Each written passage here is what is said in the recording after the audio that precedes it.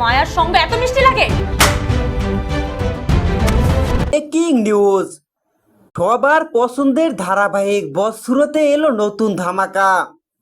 সবার পছন্দের শীর্ষে থাকাই ধারাবাহিকটি এবার নতুন চমকের সামনে এলো উত্তেজনা ধামাকা, যেখানে মায়াকে নিয়ে নিজের বাড়িতে ফিরল জামাল।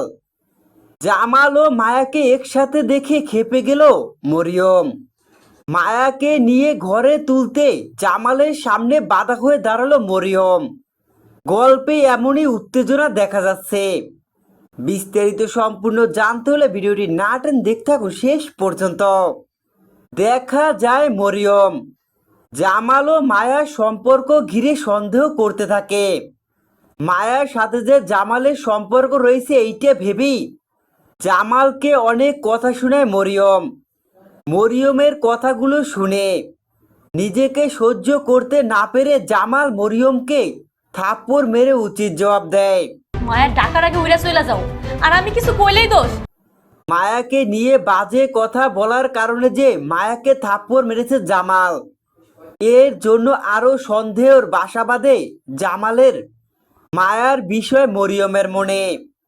দেখা যায় মায়া বাজারের দোকানের বেচা কিনে শেষ করে বাড়ির দিকে ফিরছে, আর সেখানেই মায়ার পিছনে জামাল মায়ার কাছে ক্ষমা চাওয়ার জন্য। কেননা মরিয়ম যে মায়াকে ফোন করে বাজে কথা বলার কারণে কষ্ট পেয়েছে মায়া, তাই তো মায়ার কাছে ক্ষমা চাওয়ার জন্য মায়ার পিছু নিয়ে মায়ার কাছে আসে জামাল। তখনই দেখা যায় দুজনে হাঁটতে হাঁটতে কথা বলতে থাকে। এক পর্যায়ে হঠাৎই মায়ার মাথা ঘুরাতে লাগে, মাথা ঘুরে পড়তে লাগে মায়া। তখনই জামাল মায়াকে ধরে অসুস্থ মায়াকে নিয়ে জামাল নিজের বাড়িতে আসে। জামাল কোলে করে মায়াকে নিয়ে বাড়িতে ফিরলে প্রচণ্ড ক্ষেপে যায় মরিয়ম। মরিয়ম জামালের সামনে বাধা হয়ে দাঁড়ায়, কিছুতেই মায়াকে নিয়ে ঘরে ঢুকতে দেয় না জামালকে মরিয়ম। তো বন্ধুরা, এমনই উত্তেজনা দেখা যাচ্ছে গল্পে।